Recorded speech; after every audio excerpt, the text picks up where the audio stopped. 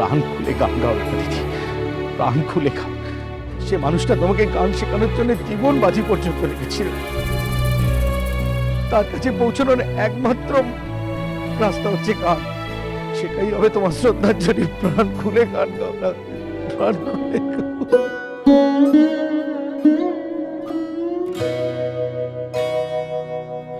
জীবন মরণের সীমানা ছাড়ায় বন্ধু হে আমার রয়েছ দাঁড়ায়। জীবন মরণের সীমানা ছাড়ায় বন্ধু হে আমার রয়েছ দাঁড়ায়। জীবন মরণে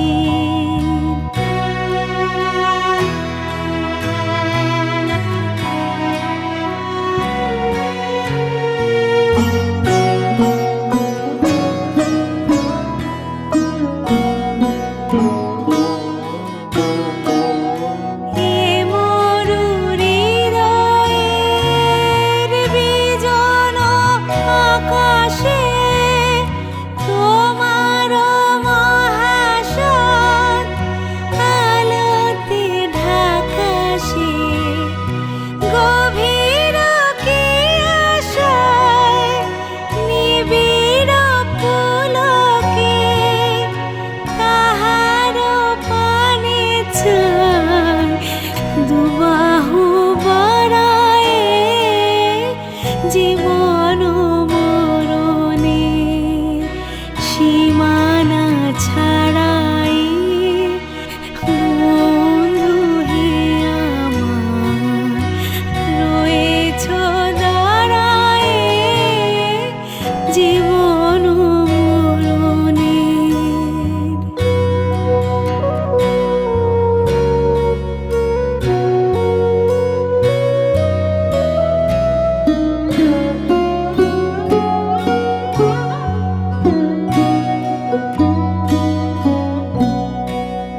নীরব নিশিতব চরণ নিছাই আধারকে শোভার দিয়েছে বিছাই। নীরব নিশিতব চরণ নিছাই আধারকে শোভার দিয়েছে বিছাই। আজি কোন গান নিখিল প্লাবিয়া তোমার বিনা হতে আসিল না বিয়া। ভুবন মিলে যায় সুরের রণনে গানের বেদনায় যাই যে হারায়। জীবন মরণে সীমানা ছাড়াই বন্ধু হে আমার রয়েছ দাঁড়ায়। জীবন মরণে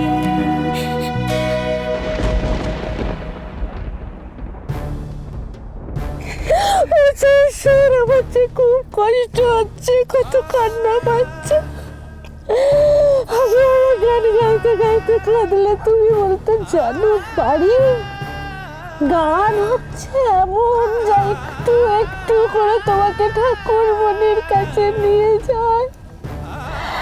আর গান গাইতে গাইতে তুমি যখন কাঁদছো তুমি আরো পবিত্র হয়ে উঠছ পারি। কিন্তু তোমার চোখের এই যে জল সে যে আমি সহ্য করতে পারি না।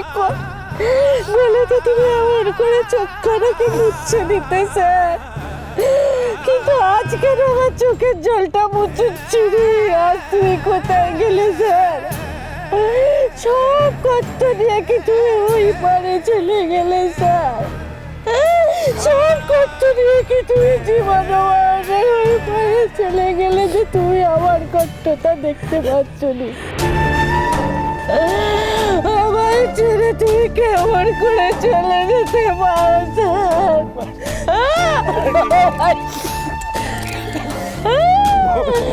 আমার ছেড়ে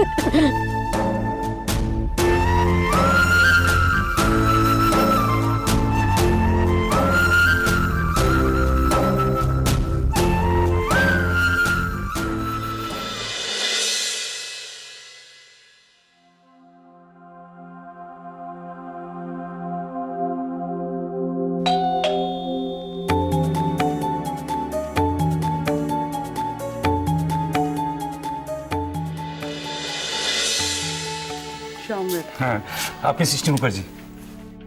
ইস, হ্যাঁ, কে সৃষ্টি? এই হলো সম্রাট।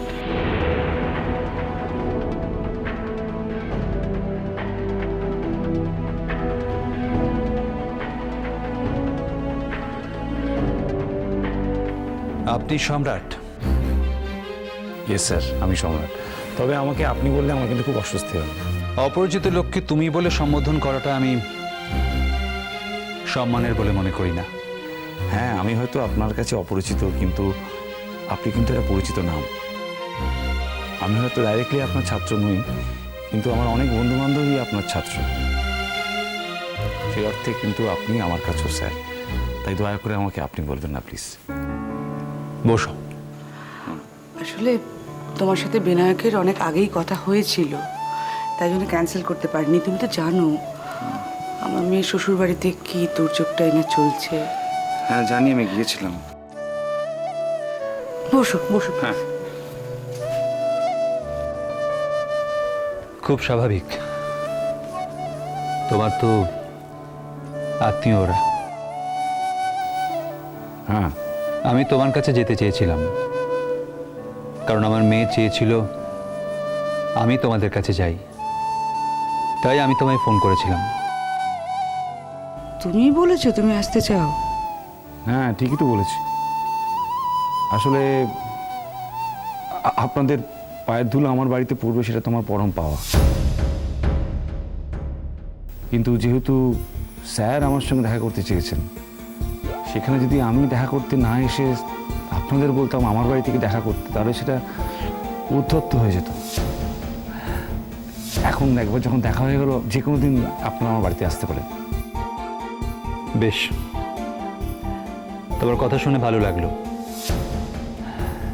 তোমার কাছে আমার সরাসরি কয়েকটি প্রশ্ন আছে, আশা করি তুমি তার সরাসরি উত্তর দেবে। আপনি অভিজ্ঞ শিক্ষক, তা আপনার সামনে যদি ছাত্রতুল্য কেউ সোজা কথার উত্তর না দেয়, সেটা ধরে ফেলার ক্ষমতা আপনার আছে। লাল চলে যাওয়ার পর ওর জীবনটা একদম বদলে গিয়েছিল জানো। বলতে পারো ও নিজেকে জীবন থেকে একদম সরিয়ে নিয়েছিল। আমরা অনেক চেষ্টা করেছিলাম ফেরাতে, কিন্তু আর যত বুঝতে পারছিলাম যে ও জীবনে ফিরবে না, তত আমরা নিজেরা কষ্টে শেষ হয়ে যাচ্ছিলাম। নিতান্ত অল্প বয়সী একটা মেয়ে, যার জীবনটা শুরুই হয়নি, সেটা এভাবে শেষ হয়ে যাবে, এটা আমরা দুজনে কেউই মানতে পারছিলাম না। বাজে জন্মপথ